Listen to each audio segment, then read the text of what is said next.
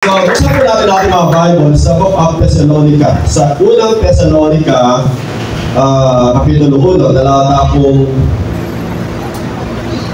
2 hanggang 3. Yan. Sabi po dyan ni Apostol Pablo sa Thessalonica, lagi kami nagpapasalamat sa Diyos dahil sa inyo at tuwina kasama kayo sa aming mga dalangin.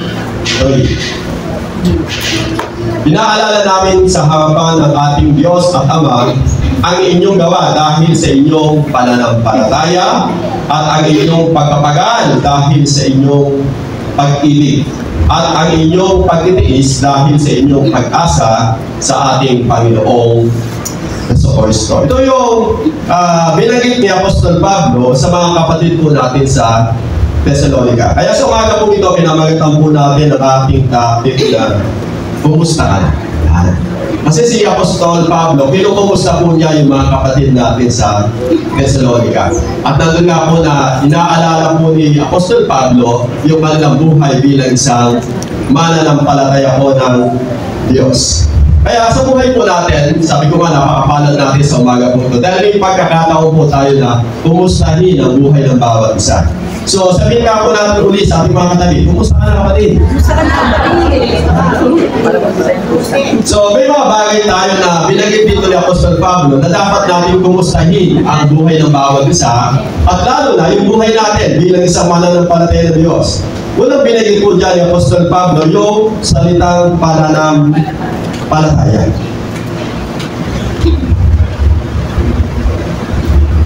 Ang sabi niya dito, binabanggit namin sa harapan ng ating Diyos at Ama ang inyong mga gawain bunga ng inyong pananampalataya. So, sa buhay po natin bilang isang pananampalataya ng Diyos, kumusta na po yung ating buhay pananampalataya sa Diyos? Ito po ba ay lumalago, tumitibay, lumalalim, o magandang sabihin talagang pinagpapala yung ating buhay pananampalataya? Kasi sa buhay po natin, napakahalaga na tayo po yung lumalago sa pananampalataya. Yamang ang Diyos ang nagpasimula nito sa ating po mga buhay.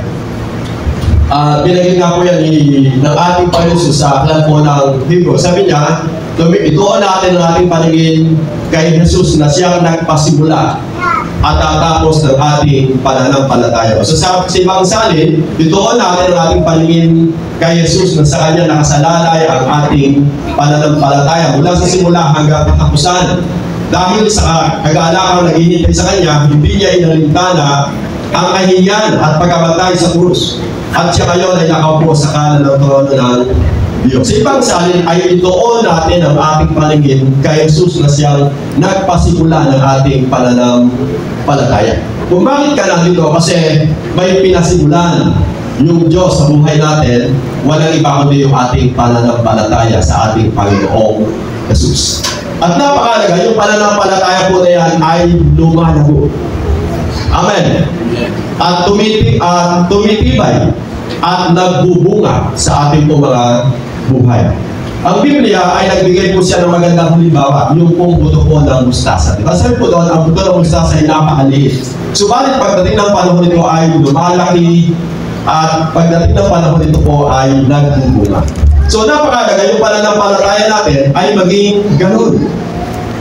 Kumbaga sa isang tao, hindi ka nanatiling bata, ikaw po ay nagkakaedad. Diba? Isang bata, tapos nalaginding, naging dalaga, naging magulang, naging lola pagdating ng tamang panahon.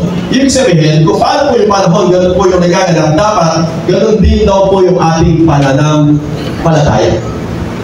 Hindi po siya stagnant. Kinakailangan lumalago po siya at tumitibay, tumatatag yung ating pananampalataya. At si Apostol Pablo, binanggit niya, yung pananampalataya ay bunga po ng ating pakikinig at pakikinig ng salita ng Diyos. Hindi ka lalago sa iyong buhay pananampalataya kung hindi ka lubusang nakikinig. Sabihin po natin, tayo po yung nagbabasa ng salita ng Diyos kasi doon tayo natututo. Kasi habang nakikinig ka at natututo ka, lumalago ka, tumitibay ka sa iyong buhay pananampalataya. Huwag mong asahan na lalago ka, titibay ka sa pananampalataya kung di ka nakikinig at nagbabasa ng salita po ng Diyos. At kasama din po niya yung salitang pananalangin. Kasama din po dyan yung ating ginagawa pagsamba tuwing Sunday, o kaya kapag may gawain po tayo tuwing Friday, may gawain po tayo tuwing Saturday, yan po ay mga kapaanan ng Diyos kung patuloy tayong lumago, lumalim, tumibay sa buhay pananampalataya sa Diyos. Sa pag-aaral po natin sa ating kapanahunan, lagi po natin napapakinggan kapag daw po yung dagat ay maalon, ito daw po ay mababaw. Tama po ba? Kasi kapag mababaw po yung ano po doon, yung tubig, maalon po talaga yun. So, pagka po malalim, ay nimig. Ganun din po sa buhay, pananampalataya. Kapag yung isang tao, mababaw pa sa pananampalataya, nandun po yung laging kabalisahan, nandun po yung laging takot, nandun po yung laging pag-aalala, nandun po yung kawalan ng kapayapaan sa buhay. Kasi mababaw pa po siya. Pero kapag po yung isang tao, malalim na sa pananampalataya, kagaya po ng dagat, payapa po siya. Kasi malalim eh. Ang isang bagay na lang po na maganda niyang ginagawa, lagi po siyang nananalangin sa Diyos. Kasi malalim na po siya. Ano ba po yung sitwasyon sa kanyang buhay, siya po ay payapa. Kasi malalim na po sa pananampalataya. Makita natin yan, ang magandang halimbawa na isa na pwede natin tingnan, yung Panginoong Jesus. Di ba nung siya po ay nakasakay doon sa bangka, kasama po yung kanyang mga alagad? Yung mga alagad, alalang-alala. Takot na takot. Kasi malakas po yung bagyo eh. Malakas po yung ulos, malakas po yung hangin. Yung Panginoon, ano po yung kalagayan po niya? Natutulog, mahiga. Kasi may kapayapaan po siya. Isang maganda din po halimbawa dyan, para makita din po natin si Jonas. Di ba, ang panahon ni Jonas, siya po ay naglakbay. Kasi sabi ng Diyos, pumunta siya sa lugar po ng Ninive. Kaya lang, hindi po siya sumunod. Dahil hindi siya sumunod, nung nasa dagat na po yung kanya sinasakyan, ang Diyos nagpadala ng napakalakas na ulos. At dahil malakas po yung unos, natakot po lahat yung mga sakay. Subalit yung Jonas, ang sabi po ng Biblia, nandun po siya sa ilalim at natutulog. Natutulog po siya sa kapila ng mga bagyo na nagaganap, yung mga tao nagpapanik na, ang ginagawa po nila, itinatapon na nila yung kanilang mga bagahe, para man lang gumaan yung kanilang sinasakyan. Kung huwag po sila mapaharap. Subalit si Jonas ay natutulog na. Kaya sabi po sa kanya ng kapitan, bakit ka natutulog dyan? Di mo ba alam na napakalakas ng unos? Nagagalit yung panahon. Yung mga tawigan, itinatapon na yung kanilang mga bagahe. Sabi ni Jonas, kasi po, ako po yung may kasalanan. Bakit? Sabi niya, kasi tumakas po ako sa paningin ng Diyos. Ano yung dapat namin gawin? Itapon niyo po ako sa dagat. So, tinapon si Jonas sa dagat. Pumaya pa ako yung dagat.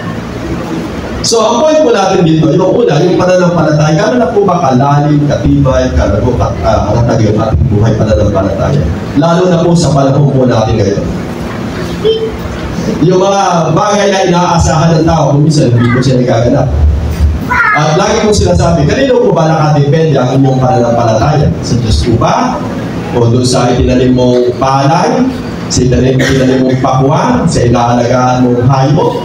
O sa iyong negosyo? Sa mga bagay na ipinagkatiwala lamang po sa atin ng Diyos? Amen po ba doon?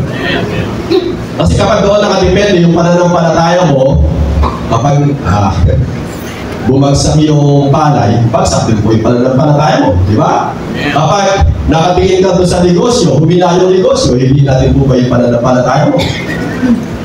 So napakaganda, alam natin kung ano tayo nakadepende. Kaya sabi po ng Bible kanina, doon natin yung ating Panginoon, ang ating paningin. Kay Jesus, nasa Kanya nakasalalay ang ating pananampalataya. Amen po ba doon? Kaya si Apostol Pablo, pinagmamalaki niya yung mga taga-Thessalonica kasi nababalitaan po niya kung gaano kalago katibay katatag yung pananampalataya ng mga kapatid natin sa Thessalonica. Nawa, sa buhay din po natin, ganun po yung lagi natin nababalitaan. Kung pumusta si Sister Tere, ay talagang napakatibay naman yung pananampalataya. Bigyan mo ba naman kung hindi pa simentado yung daan, kahit mabuti, dumaan sa gaway lang. Hindi po ba gano'n? Bigyan mo simentado yun. Napagtagumpayan po niya yun. Eh kung hindi gano'n yung pananampalataya, hindi na ako sasama kasi mabuti. Gano'n po ba? So mahalaga tumitibay, tumatatag yung ating pananampalataya. Amen po ba doon? So kapatid, kumusta na yung pananampalataya mo? Sabihin mo kasi yung katabi, kapatid, kumusta na yung pananampalataya mo? O hindi ka lang nabati ng kapatid mo. Ganun po ba yung pananampalataya po natin? Hindi ka lang nabati. Siguro, hindi ako binati. Ayoko na. O kaya, hindi ka lang nakakamayan kanina. Hindi na ako dadalo. Hindi ako nakakamayan. Dapat po makababaw yung pananampalataya natin. Dapat yung pananampalataya natin kay Jesus. Amen! Ano man po yung maganap sa sitwasyon ng ating pong buhay, tayo po yung magpapatuloy sa paglilingkod sa Diyos. Amen! Dahil hindi naman po yung tao yung nagpasimula ng ating pananampalataya, kundi yung Panginoon. At ang sabi ng Bible, siya rin po yung magtatapos ng ating pananampalataya. Wag po natin isalig yung pananampalataya natin sa ating pong katabi. Amen. Kasi yung katabi po natin, maging sa akin, wala pong taong perfecto. Amen. Nagkamali yung kapatid mo. Ayoko na, makakatabi sa system. Ganun po ba? Ganun po ba nakasalig yung pananampalataya mo? So dapat hindi po ganun. Makalagpas po tayo sa ganung kaisipan, pananaw, o kalagayan bilang isang mananampalataya po ng Diyos. Kaya naisulat po yung look unto Jesus. Hindi niya po sinabi na tumingin ka sa iyong katabi, tumingin ka sa iyong pastor, tumingin ka sa iyong leader, tumingin ka sa iyong kapaligiran. Kundi dapat tumingin ka kay Jesus na siyang pinagmumulan ng lahat ng bagay sa ating pong mga buhay. Amen po ba doon? Pangalawa, yung salitang pagpapagal. Bilagin po dyan, yung Apostol Pablo, yung salitang pagpapagal. Sabi niya, pananampalataya ang inyong mga pagpapagal dahil sa inyong pag-ibig. Kung bakit ka nagpapagal, kung bakit ka gumagawa, dahil nandun po yung iyong pagmamahal. O sabi nga, kung bakit ka nagpapagal, kasi nandun po yung iyong pag-ibig sa Diyos. Alam niyo po, mahirap gumawa sa isang bagay kapag wala po yung salitang pagmamahal. Sasawa ka, hihinto ka, at sasabihin mo, ayaw ko na, kasi wala ko yung pag-ibig. Pero kung kapag gumagawa ka dahil kailangan lang, o inuutusan ka lang, o ano pa, yung nakakahiya naman, alam niyo po, hindi po nakaseto doon yung ating itong pagpapagal sa Panginoon. Napakahalaga, yung pagmamahal po natin, o yung pagpapagal po natin, nandun po yung salitang pag-ibig. Kasi kapag nandun po yung pag-ibig, kaya mong gawin yung lahat ng bagay. Di ba? Kagaya po ng Panginoon Diyos. Dahil sa pagmamahal po niya sa ating lahat, na isa sakripisyo po niya yung buhay po ng ating Panginoong Jesus. Pero kapag wala po yung pag-ibig, sa buhay na lang po natin, tingnan po natin, hindi natin kaya yung sakripisyo kapag wala po yung salitang pag-ibig. Hindi mo pwedeng sakripisyo yung panahon mo, yung financial mo, o yung lahat ng bagay. Hindi mo kaya yung sakripisyo kapag walang pag-ibig. Pwede mo gawin din. Halimbawa, pakita tao, ano pa, napipilitan ka lang. Pero kapag nandiyan po yung pag-ibig, talagang gagawin po natin na may kagalakan yung lahat ng bagay na yun. Sabi nga po dyan, yung Apostol Pablo, sa 4 Corinthians 15:10, sabi niya, ngunit dahil sa kagandahan loob niya, ako ay naging isang apostol. At hindi naman nawala ng kabuluhan ang kaloob niyang ito sa akin. Sabi niya, patunayan, nagpagal ako ng higit kaysa sino man sa kanila. Subalit hindi ito dahil sa sarili kong kakayahan, kundi sa dahil sa kagandahang loob ng Diyos na nasa akin. Sabi niya, sabi po dyan yung Apostol Pablo, dito kasama tayo, sa doon. Pakita ko.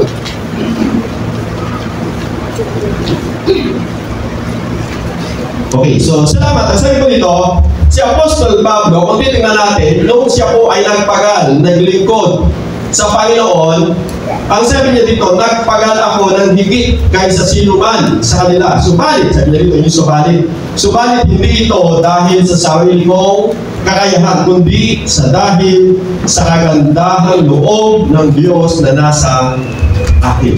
Lagi natin titingnan, yung ating paglilingkod ay biyaya lamang na ipinagkatiwala sa atin ng Diyos. Amen po ba daw? Amen. Kasi yung mga book of Thessalonians, sabi niya, nakita ko yung inyong pagpapagal dahil sa inyong pag-ibig sa Diyos. Kaya si Apostol Pablo, ipinakita niya dito na kung nagpagal, mas higit po siyang nagpagal. Ginawa po niya talaga yung lahat. Kaya kung tinignan natin sa Bible, ang may pinakamaraming naisulat na aklat sa Bible, walang iba kundi si Apostol Pablo. Kaysa kay Apostol Juan, kay Apostol Santiago, kay Apostol Pedro, mas madami po yung naisulat po ni Apostol Pablo. Kasi mas marami po siya ginawang pagpapagal sa maglilingkod sa Diyos. Kaya lang, hindi niya ito ipinagmamalaki. Kundi ang sabi dito ng Biblia, ang sabi niya, kundi dahil sa kagandahang loob ng Diyos na nasa akin. Sabi niya, dahil sa biyaya na ipinagkaloob ng Diyos sa akin kung bakit ko nagagawa yung lahat ng bagay. Amen po ba daw? So maganda, gawin po natin yung paglilingkod natin na natin po yung, tingnan natin, biyaya yun ng Diyos na ipinagkaloob at ipinagkatiwala sa akin. Kahit na malaking paglilingkod dyan, maliit na paglilingkod dyan, yun po ay napakalaking biyaya na nagawa natin, nagawa po natin dahil sa pagmamahal po natin sa Diyos. Amen? Kasi kapag gano'n na po yung mindset mo, gagalaw ka po ng maayos. Maglilingkod ka ng maayos. Nandun po yung kagalahan sa iyong gagawing paglilingkod. Bagamat bahagi sa buhay ng paglilingkod, kung minsan sa una, napipilitan ka lang talaga. Dahil kailangan talaga. Kasi hindi ka pa lumalago eh. Pero kapag lumago ka na, alam mo ba, sis, magaling mo talaga, ginagamit mo ng Diyos. Sasabihin mo, biyaya lang ito. Bakit ako nagamit ng Diyos? Biyaya lang ng Lord, kaya ako nagagawa yung lahat ng bagay. Amen po ba doon? Kaya tataas po yung pangalan po ng ating Panginoon, hindi na po yung ating mga sarili. Tingnan pa po natin yung binanggit ko dyan. Nasabi dito ni Apostol Pablo, gawin ninyo iyan na may nakakakita man o wala. Hindi upang mapuoy ng mga tao, kundi dahil kayo'y mga lingkod ni Kristo at buong pusong sumusunod sa kalooban ng Diyos. Maglingkod kayo ng masaya. Ang kalooban na parang sa Panginoon kayo naglilingkod at hindi sa tao, sapagkat alam ninyo na gagantimpalaan ng Panginoon ang bawat mabubuting gawa, ninuman maging siya man ay alipin o malaya. Yung Diyos naman po yung magpapahana sa atin. Amen. Hindi ka man pumapansin ng tao, pero yung Diyos napapansin ko tayo. Kaya sabi dyan ay gawin ninyo iyan may nakakakita man o wala yung ating pagkapagal, yung ating paglilingkod, hindi upang mapuoy ng mga tao, kundi dahil kayo'y mga lingkod ni Kristo. Dahil kung natin lingkod ni Kristo, bahagi po tayo isang katawan ni Kristo. Para po bang sa isang katawan, hindi pwedeng sabihin po ng katawan, hindi ko kailangan yung kuko. Diba? Mahirap yung patay yung kuko mo. Kaya yung kilay na lang, kasi din natin, hindi po pwedeng sabihin sa babae na hindi ko kailangan yung kilay ko. Maganda po bang tingnan yung babae kapag walang kilay? Para ikaw mapupuwing. Kasi kapag pinawisan ka, dahil ito sa mata. Tapos wala ka po, ano yung purang side. Di ba lang, kung saan yung tingin, kung dito, kung doon, kung sa gitna kasi nagkawin. O yung balahin mo na lang po sa ilong, di ba? Napakahirap po, wala. Kasi lagi kang babahin. Lahat ng bahagi ng katawan ng tao, mahalaga. Lahat po tayo mahalaga sa paningin ng Diyos. At tayo po lahat ay lingkod po ng Diyos. Amen! Kaya sabi niya dito, maglingkod kayo ng masaya. Ang kalooban na parang sa Panginoon kayo naglilingkod at hindi sa mga tao. Sapagkat alam ninyong gagantimpalaan ng Panginoon ang bawat mabubuting gawa ni naman, maging siya man ay alipin o malaya. So sabi ko nga, yung Diyos naman magpapala sa atin. Yun nga naman po, tunga sa buhay paglilingkod sa Diyos, may kanya-kanya po tayong kalagayan sa buhay. Sabi ko nga, may mga maawit dito, So, biyaya ng Diyos, sila pinakakaawit sa Diyos, di ba?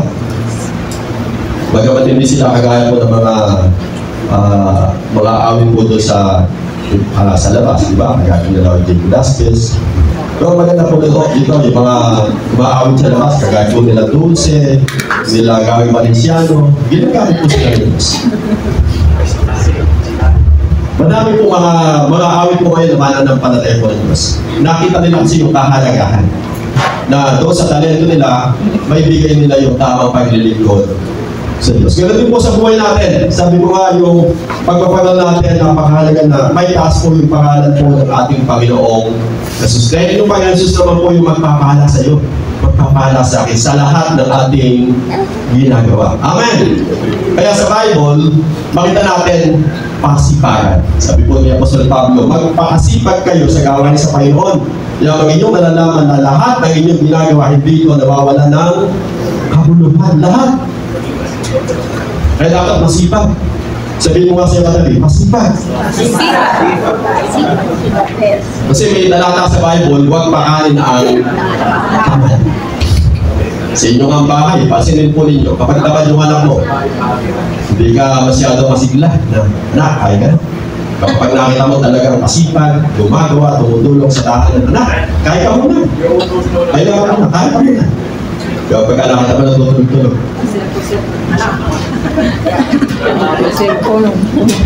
Hindi mo wala. Okay. Pangatlo, yung salitang pagtitiis.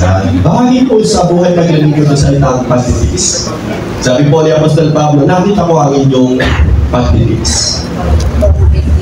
Alam po ng Diyos kung paano tayo nagtitiis sa paglilingkod o pagsunod sa kalooban po ng Diyos. Sabi po dyan sa Romans chapter 8. Sabi niya, para sa akin, ang mga pagtitiis natin sa kasalukuyan ay hindi mayahambing sa kaluwalhatiang ipapahayag sa atin balang araw. Alam niyo po ba yung pagtitiis natin dito? Simple lang.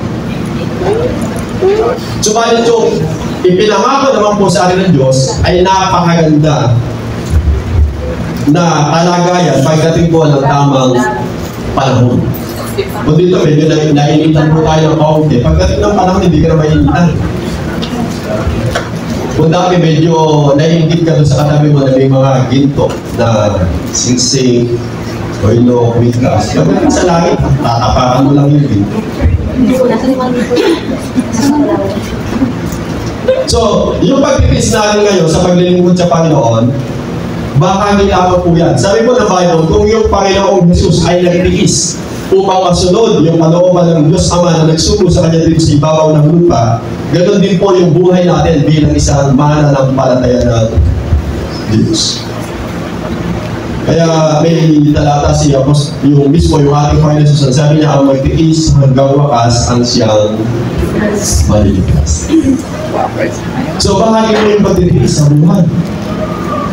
At sabi ko nga, napakapalad po natin sa aking kapanahonan ngayon dahil hindi na po ganun katindi yung pagtitiis.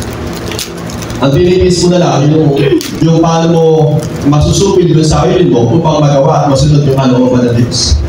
Kasi sa paglilingkod ngayon, napakadali na. Hindi ka na gano'ng naglalakad, hindi na masyadong mainit.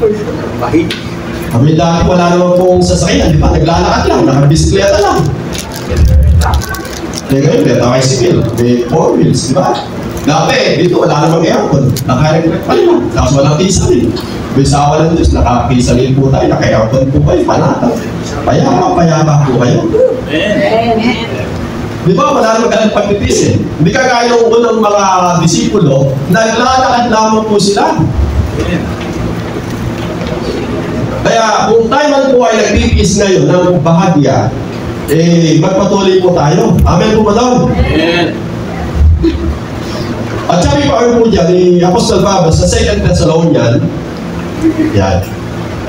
Kaya nga, pinagmamalaki namin kayo sa lahat ng mga kaalib ng Diyos dahil sa inyong pagtitiis at pananampalataya sa gitna ng mga pag-uusip at mga kahirapang dinadanas ninyo. Si Apostol Pablo, ipinagmamalaki po niya yung mga mananampalataya dahil sa inyong pagtitiis at pananampalataya sa gitna ng mga pag-uusip. So, bahagi po yung pagtitiis.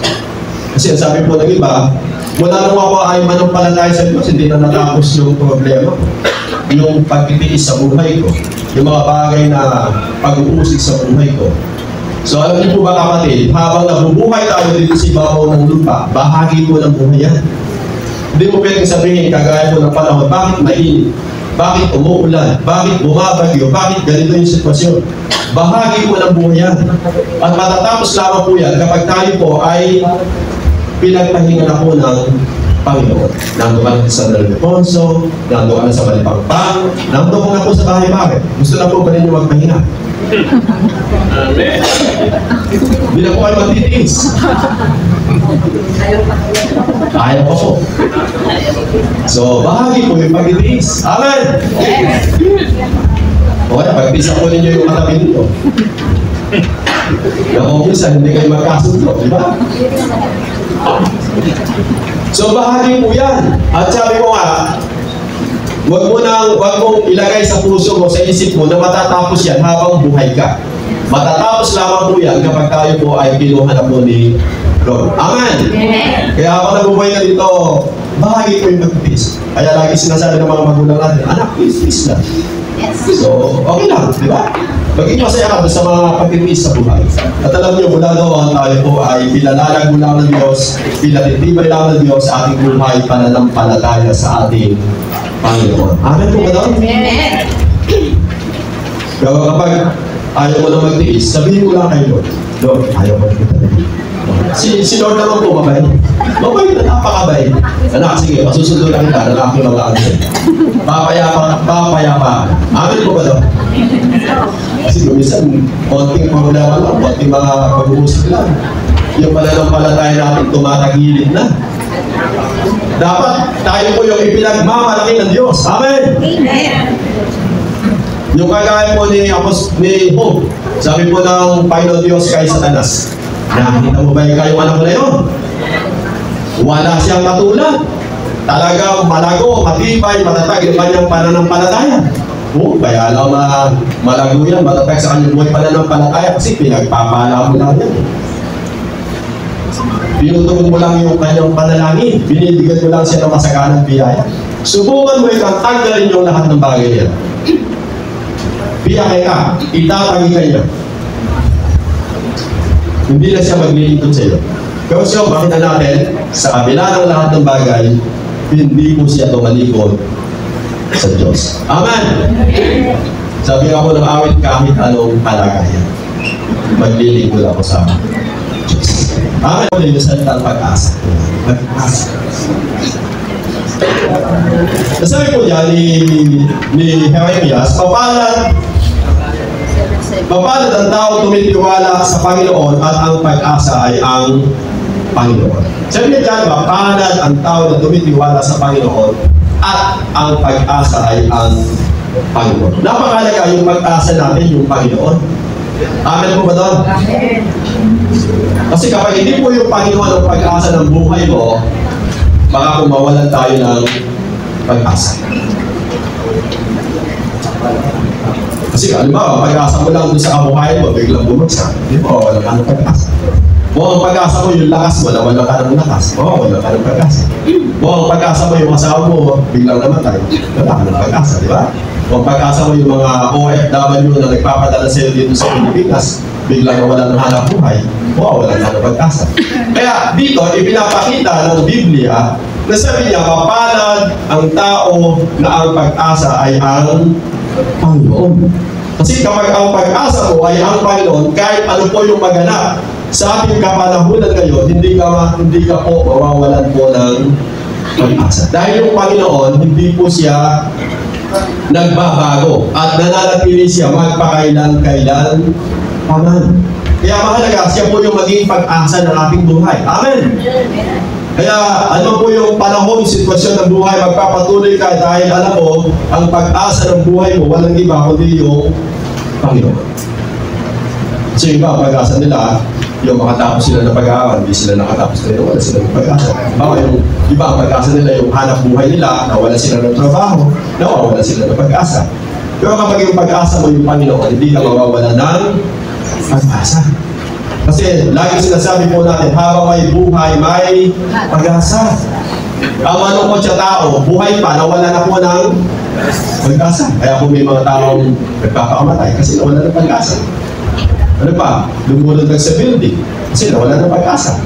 O kaya, lumangoy sa dagat kasi nawala ng pag-asa. Mamamatay na ako dito.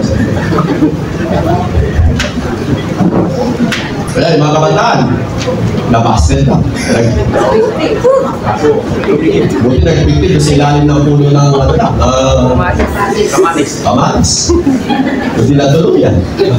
Huwag po tayo mawawala ng pag-asa. Lagi natin ilalagay sa puso natin, hindi aksidente na nabuhay ka dito sa ibabaw ng lupa. Kundi ang sabi ng Bible, nung ikaw ay nilikha ng Diyos, isinilang dito sa ibabaw ng lupa, ang Diyos may maganda siyang plano sa buhay mo. Amen? Yung po yung tingnan natin, yung magandang plano na inilaan ng Diyos sa buhay po ng bawat isa po sa atin. Kasi kapag doon ka nakatingin, doon ka nakatuon, yun yung pag-asa mo, kahit na dumadang ka ng kaliguan ng buhay, magpapatuloy ka dahil alam mo, may magandang plano yung Diyos sa aking buhay. At lagi po natin ibinibigay na halimbawa si Joseph, di ba? Si Joseph, bago po niya nakamtan yung salitang tagumpay sa kanyang buhay, ang dami po niyang dinaanang pagsubok, sabi nga natin, mga pangit na bagay na naganap sa kanya pong buhay. Bago po niya nakamtan yung salitang tagumpay. Bago ba sa isang tao na umaakyat doon sa napakataas na bundok? Meron po ba umaakyat sa bundok na madali? Halos nga, madulas ka, magtumbling ka. Pero dahil gusto mo makatingin sa bundok, nagpipis ka, naghihirap, di ba? Nagpapatuloy ka. At kapag nandun ka na sa itaas, ano po sinasabi ng tao? Tagumpay! So, ganun din po yung buhay natin. Hindi natin basta makakamtan yung tagumpay na wala pong pagtitiis, walang pagsubok, nadadaanan po tayo bilang isang mananampalataya ng Diyos. Ang mahalaga po doon, hindi tayo nawawalan po ng pag-asa. Amen! Sabihin mo nga sa iyo natin, huwag kang mawawalan ng pag-asa.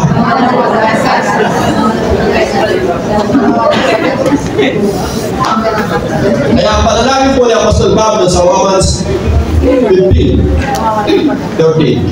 Sabi po dyan, puspusin nga kayo ng Diyos ng pag-asa ng buong kagalakan at kapayapaan sa pananampalataya upang kayo'y managana sa pag-asa sa pamamagitan ng kapangyarihan ng Espiritu Santo. Kaya lagi natin ilagay sa puso natin, Lord, puspusin mo po ka ng pag-asa na nagagaling sa iyo. Amen! Nagkasakit lang ng may sumagchat sa tiyan pamamatay na ka. Hindi ka pa naman nakalista doon eh. Amen! Kapag nakalista ka na doon, kahit hindi ka sumasaktan tiyan, mamamatay ka. Pero kapag hindi ka pa nakalista, kahit sumasakit yung tiyan mo, mabubuhay ka. Amen! Kasi yung iba, buhay pa, nawawalan ng pag-asa. Kaya, panalangin natin, Lord, puspusin mo po ako ng pag-asa na nagagaling sa'yo. Kahit ano po yung sitwasyon na dinadaanan mo, ano man po yung mga pagsubok, mga problema, mga kabiguan, Lord, manatili po sa akin yung pag-asa na nagagaling po sa'yo. Amen! Kahit may sumasakit po sa akin tiyan, may sumasakit po sa akin likod. Kasi patuwala ako. Kasi pagkalit tao po kasi nagkakaedad, madami na po talaga sumasakit. Kaya naman po, mawawala ng pag-asa. Amen! Kasi yun po talaga ito buhay ng tao eh. Kapag nagkakaedad ay, konsyenta na ako, ilang na kaya kalbo yung beko. Siya mismo, binigilan ako yung ano eh. Ilang taon pa kaya ako mabubuhay dito. So, enjoy mo natin yung buhay. Amen! Kapag binibigyan tayo ng Diyos ng buhay, po tayo mawala ng pag-asa. Alam niyo po, yun po yung maganda na may lagay sa puso at buhay po natin. And last verse, na ating ingatang matibay ang pagkakilala ng ating pag-asa upang huwag mag-alinlangan sa pagkatapat ang nangako. Sabi dito na ating ingatang matibay ang pagkakilala ng ating pag-asa. Sabi dito, ingatan po natin matibay yung pagkakilala natin sa ating Diyos. na nagbibigay sa atin po ng pag-asa sapagkat tapat ang nangako. Amen! Yung Diyos po natin na sinampalatayanan at pinapanampalatayanan, siya po ay isang Diyos na tapat sa kanyang mga salita. Isa po siyang Diyos na tapat sa kanyang mga pangako. Kaya huwag po tayo mawawalan po ng pag-asa sa ating po mga buhay. Amen! Kaya si Apostol Pablo, makita natin talagang sa buhay niya, ipinagmalaki po niya yung mga kapatid natin sa Thessalonica. Dahil nandun po yung kanilang matibay na pananampalataya, nandun po yung taos-puso nilang pagpapagal, paglilingkod sa Diyos, at sa kanilang paglilingkod, nandun po yung salitang pagtitiis, at higit sa lahat, punong-puno po sila ng pag-asa sa kanilang buhay, pananampalataya at paglilingkod sa Diyos. Dahil alam niya, at alam po nila, yung Diyos na nangako sa kanila, ay isang tapat na Diyos na kapag sinabi ng Diyos, kanyang ginagawa, kapag ipinangako ng Diyos, ito po ay kanyang tinutupad. Amen po ba doon?